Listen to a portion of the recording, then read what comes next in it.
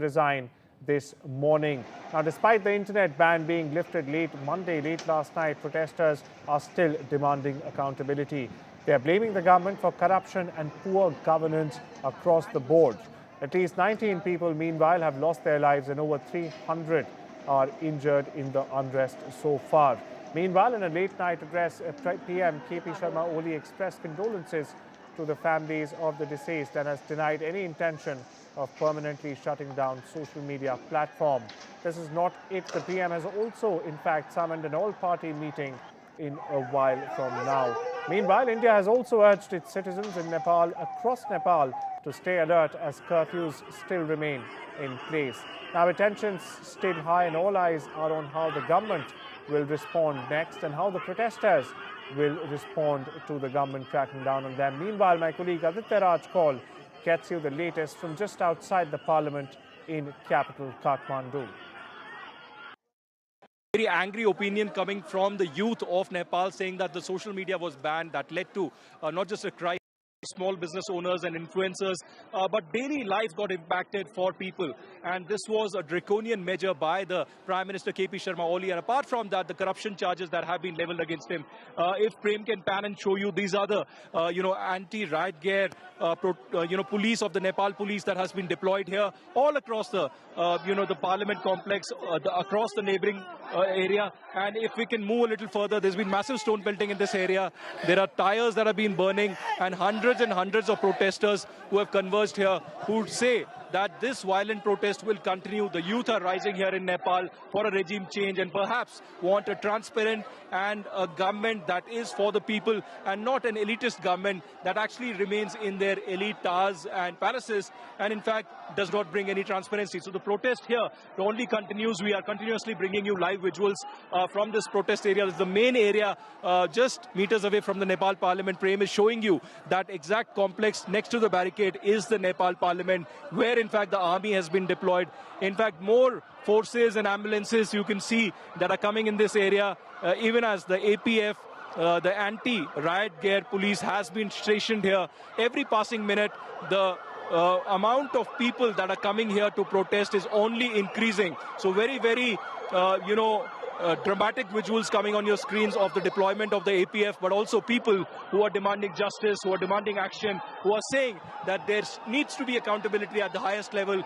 There has been joblessness, there has been, complete economic downturn, and the responsibility is with the Prime Minister of the country.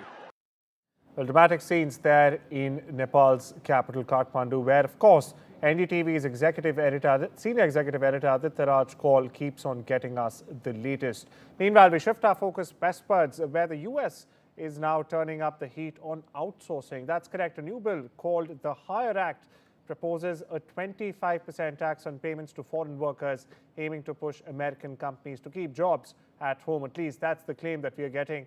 Now, if passed, this could directly impact India's $250 billion IT industry, which earns over half of its revenue from US clients. Major players, moreover, like TCS, Infosys and Wipro, could see rising costs and shrinking contracts. While the US hopes to boost local jobs, Indian tech leaders warn this move may just hurt innovation and global competitiveness. My colleague Vishal Vivek joins me for more on this. Vishal, what is this proposed Hire Act all about, and what are its likely implications going to be? Well, as you rightly mentioned, Arjun, this is still in a proposal stage. It will have to go through a series of proposals to get it to the final stage and be implemented. We are far from that stage, but still it has sent shivers down the spine of many US firms that hire outsource workers from the US to the Indian territory. So what this bill will do is it will make outsourcing more expensive. And why is that? Because any firm that is willing to hire workers from outside the US territory will have to pay 25% tax. So that will be quite heavy on their financial strain, and also IT companies will be directly affected because Indian IT companies are known to be in contact with the US firms for these outsourcing duties. So IT firms in India will be most definitely affected, and this will completely stop the complete stoppage of outsourcing will be quite difficult This is what experts have been suggesting, analysts have been suggesting, that even though this act will be implemented soon, but the fact that completely stopping outsourcing will be quite difficult. Why is that? Because scale of Indian talent can't be matched by US workforce. So the majority of these high skilled workers belong to the Asian continent, particularly to India and China. So to just replace them overnight won't be practical. So that scale of talent won't be available as far as the domestic US crowd is concerned. So the implementation of this act will be quite difficult. And lastly, US firms will find it hard to manage large-scale operations, because a lot of these big tech companies such as Meta, such as Google, Microsoft, they all depend on these outsourced Indian workers who contribute a lot to their revenue, to their workforce. So to just remove such a big chunk of their workforce will be quite detrimental to their overall progress, and hence the application of this act would be quite difficult. So this is what we have so far, but we'll have to see how this will play out in the longer run, because we are still in the proposal stage, as you rightly mentioned. Well, thank you so much for getting us the latest there, Vishal, and putting these developments into perspectives. Further, we are also joined by Jayant and Kola. He's a partner at Convergence Catalyst. Thank you so much for taking out the time and speaking with us this Tuesday afternoon, Mr. Kola. Now, how practical, let me ask you off the bat, how very practical is it for US companies to altogether completely stop outsourcing to India? In the short to medium term, it's not practical at all. Just like your colleague Vivek was mentioning, they cannot do this overnight, because for more than a generation, the US companies have been dependent on various IT outsourcing destinations, primarily of that India, right? And what they find is not just the talented Indian workforce, but we Indians are great at our communication skills as well, mind you. I mean, 150 of us speak English extremely well, right? So, and it's apart from the cost component. So, in the short to medium term, it will be difficult for the US companies to completely, stop outsourcing to India. What this bill will ensure is it will make things costlier, because what we've observed with the manufacturing tariff, that came in the apparel sector, what we are seeing is the US companies, the US brands, the US buyers are asking their manufacturing vendors in India to absorb the tariff, while at the same time increasing the cost for the retail consumer there, right? So this tax bill, might also actually in practice, in the short to medium term, lead to that. It might make the services in US costlier for the end consumer. Now, we spoke about the impact on the US. What impact will this have on India? We've got IT industry giants warning of a detrimental impact to the Indian industry as well. What's your take on that? Yeah, I mean, out of the $250 billion, our exports are 80% of it. $200 billion is our software exports business, and a huge chunk of that to the US market. If this bill goes through, there will be a detrimental effect for the Indian companies, Indian IT services companies, definitely, because that tax might be passed on directly to for the Indian IT companies to absorb a huge chunk of it. If we are seeing the same parallels to draw out how we've seen in the manufacturing and the apparel industry to draw a parallel from, right? And we do not know if it will be, only for the, different companies like IT outsourcing companies, Infosys, TCS, it will be affected, or the GCCs as well, the global capability centers, wherein the global companies are setting up their own outsourcing centers here in India. Will they be affected or not? But in the short to medium term, there is definitely going to be an impact on the Indian companies from their bottom line point of view. Okay, from their bottom line, definitely. And Indian companies need to look for different countries, different markets, including the domestic market, to focus their revenue generation and divert their revenue generation on. Right. What about the long run? How will this, may I say, affect or rather hurt US innovation and even competitiveness in the long run? Short run, we just heard from you. What about the long run? In the long run, this is another spoke in the multipolarity world wheel, right?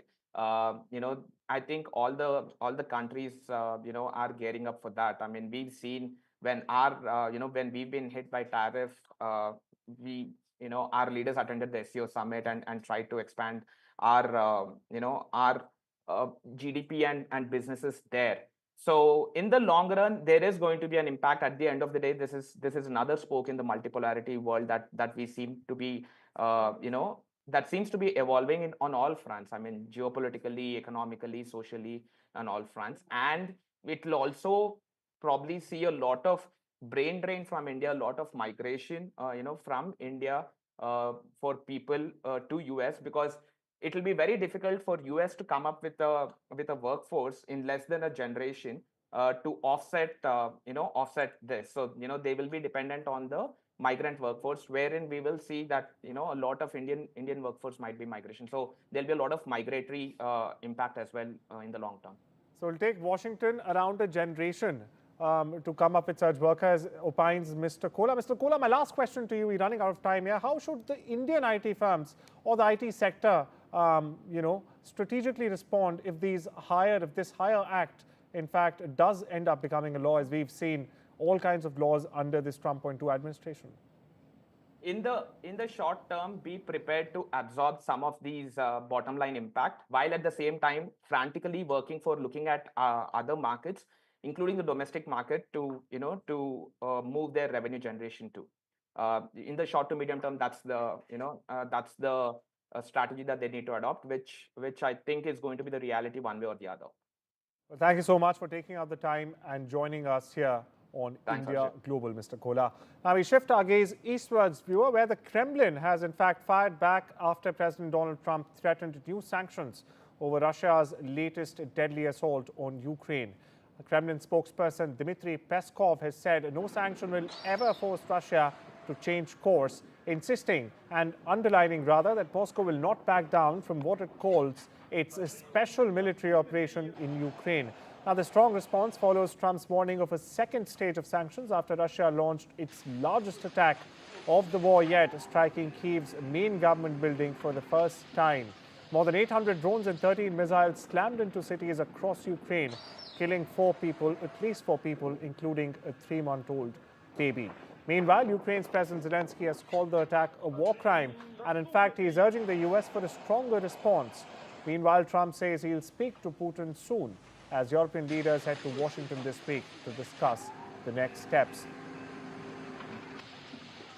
Meanwhile, for our viewers who are just joining in, the Kremlin has fired back, or rather thrown down the gauntlet, after President Donald Trump threatened new sanctions over Russia's latest deadly assault on Ukraine.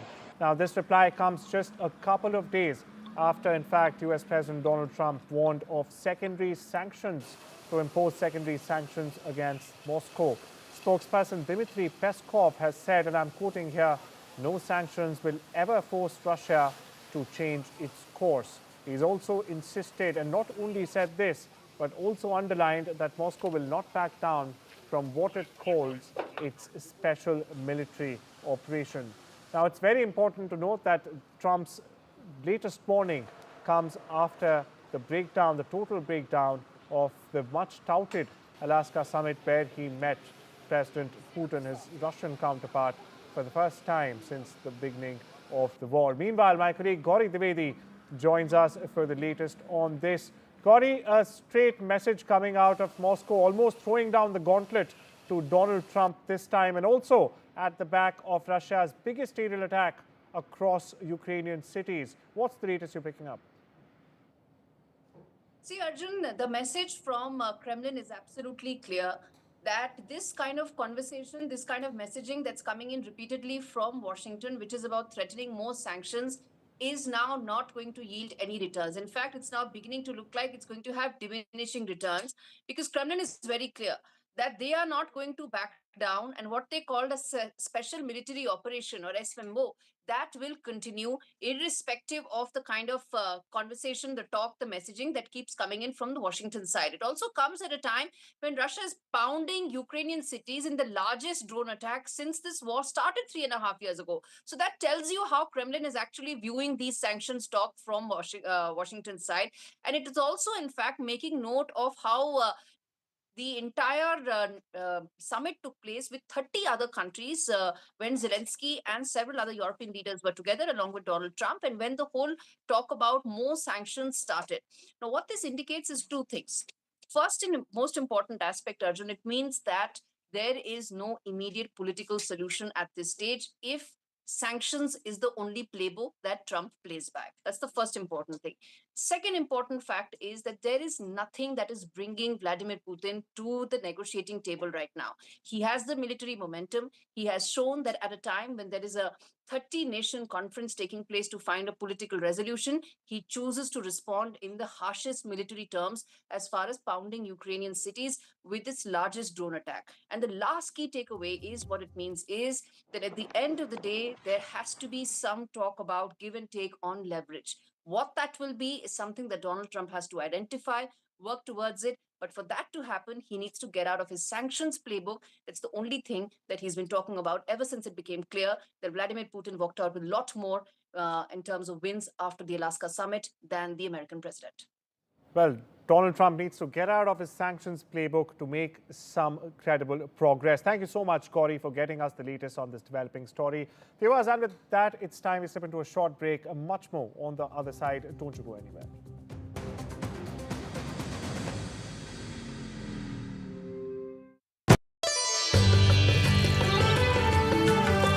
Sometimes it's the little things that remind us of them. Stay close, even when you're far apart. Send money worldwide with Remitly. We know that living with diabetes can make daily life a challenge, and we're here to help. I felt very low with the diagnosis and very lonely as well, and embarrassed. I think people don't necessarily realise the impact that being diabetic can have on you, and the amount of extra decisions you have to make a day through carb counting every single thing you eat. Day-to-day living with diabetes is really difficult. So Diabetes UK has made my life easier every day. If you're struggling with the everyday challenges diabetes can bring, maybe it's time to become a Diabetes UK member. Call 0800 035 7601 or go online to become a member. And for just £3 a month, you'll get a welcome pack and a practical guide tailored to your type of diabetes, and a copy of Balance magazine 4 times a year. Balance magazine has been very good in giving me tips to manage my diabetes on a day-to-day basis. Plus regular email updates with the latest diabetes news and special discounts. One of the things I was recommended to do was exercise. What motivated me was my love of dance, and I got that back. Join a community that really understands. Call 0800 035 7601 or go online to become a member for just £3 a month. I would recommend Diabetes UK to anyone with diabetes. Join up, become part of a community, get that support that you need. Some people think life slows down in your 50s, but I've got a few rounds left to go. And I don't want my lot to have to worry about funeral costs. Let them spend their money on nicer things. So I decided to learn more about over 50s life insurance from Cover Today. Cover Today are the only over 50s life insurer with no waiting period, unlike other insurers who could make you wait up to 2 years for full cover. With Cover Today, you're fully covered from day one, and you're covered for the whole of your life. Plus, unlike other things in life, the price never goes up. Go online or talk to their friendly UK team in just one phone call. Cover Today are the only over 50s life insurer with no waiting period and no annoying trips to the doctors either. Plus, you get your choice of a £125 gift card. Now I'm with Cover Today, I can get on with something much more interesting. To find out more about Cover Today, call our friendly UK team on 0800 380 0060 or visit covertoday.co.uk.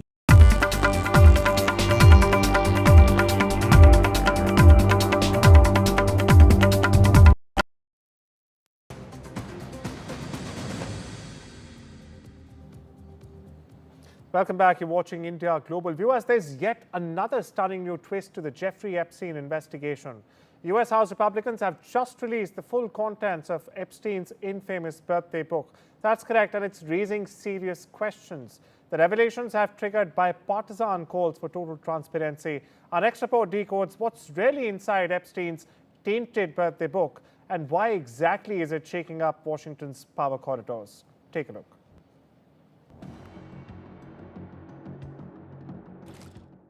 It's been called the black book that parties wish you'd never read. Now it's public. A window into Jeffrey Epstein's inner circle. House Republicans have released the full birthday book from Epstein's 50th celebration.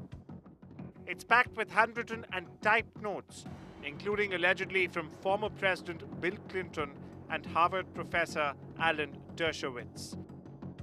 But the spark that ignited the release, a disputed letter reportedly signed by then businessman Donald Trump.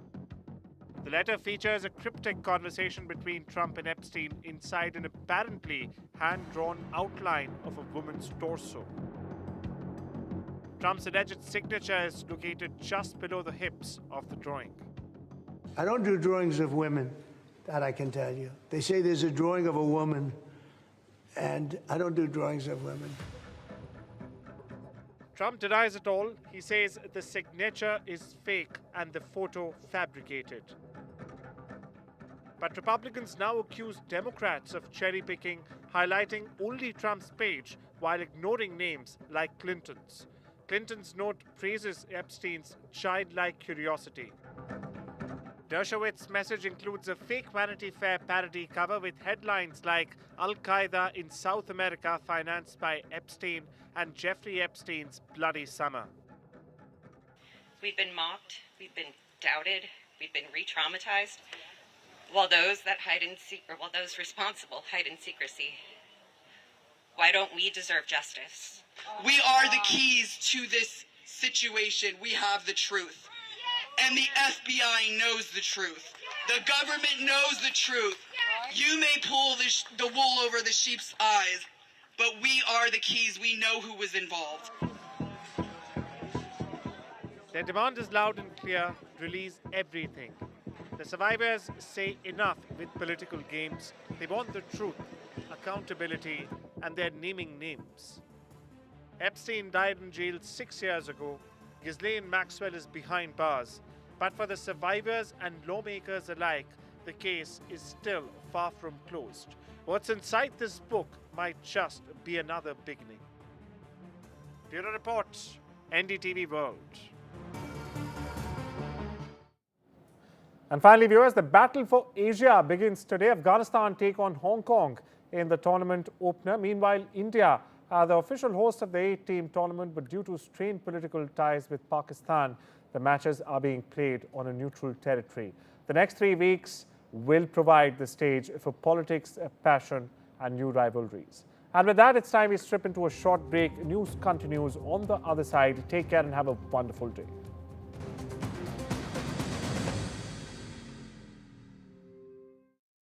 You need to know the truth about the abuse the world's donkeys are suffering. It's suffering that's often hidden from view in cramped, filthy pens, where they endure lives filled with fear and pain. Pain that cuts deep and wounds right to their very hearts. It's shocking to even think it, but right now, so many of the world's donkeys are being poisoned by plastics or being worked to exhaustion. And the truth is, to some, these innocent animals are worth more dead than alive. We can't leave them to suffer like this. Please, will you join us in the fight to protect our precious donkeys? You can by calling 0800 035 9309 and giving £2 a month to the Donkey Sanctuary. When you do, you will help us rescue and care for donkeys here in the UK and defend them from cruelty all around the world.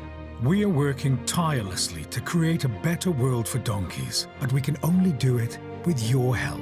So please call 0800 035 9309, text Truth6 to 78866, or search Donkey Truth to give £2 a month to the Donkey Sanctuary. Because the world's donkeys need you to protect them right now.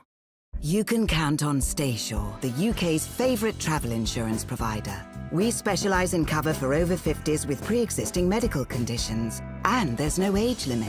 Whether you're planning an epic, once-in-a-lifetime adventure or revisiting your favourite holiday spot one more time, we offer cover for single or multiple trips throughout the year. Stayshore Travel Insurance, the UK's favourite. Get your quote online or give us a call today. Sale now on. Yes, I've won £1,000! Play bingo at Tombola for free in September, where a £1,000 full house prize will be won every day. Open for fun.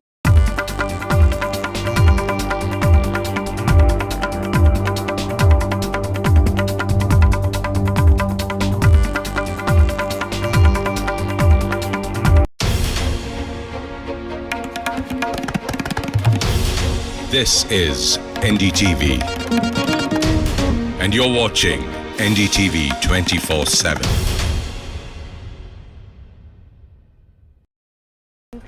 We're also taking advantage of this unrest, of this violence and protest. That may be, however, the situation has clearly got out of hand, given that the parliament has been breached, that the protesters are inside parliament, and the parliament set on fire, that the Prime Minister's private residence has also been set on fire. That is what NDTV reporters are bringing us from the ground, that the parliament has been set on fire. Protesters are on the terrace of the building as well. Today is day 2 of the protest and chaos in Nepal. Yesterday we saw this massive march taking place in the streets of Nepal, in the streets of Kathmandu to the parliament building.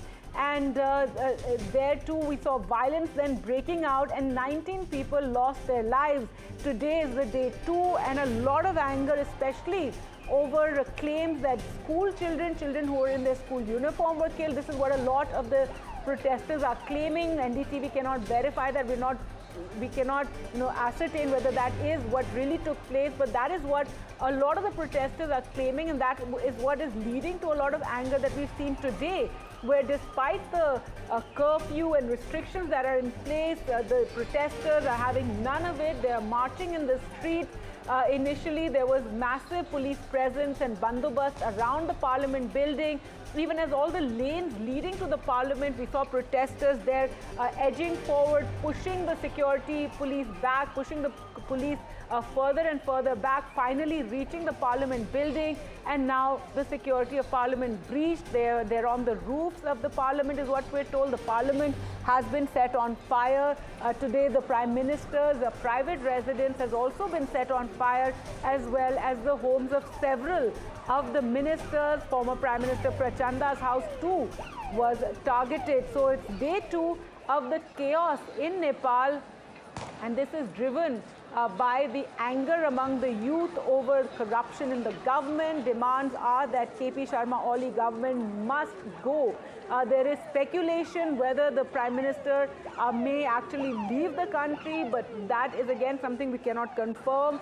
There was speculation that perhaps he could go to Dubai, but no confirmation on that. For the moment, though, the Prime Minister has called for an all-party meeting. However, we did speak to some of the opposition leaders who claimed that this was pointless, that what is the point of an all-party meeting given the situation on the ground, and that there is no choice but that Oli needs to go, that KP Sharma Oli needs to step down. And today, Parliament has been breached with, we're told, arson there as well. Protesters on the terrace of the Parliament. It's a huge challenge for the security forces to deal with the situation, given the sheer number of protesters.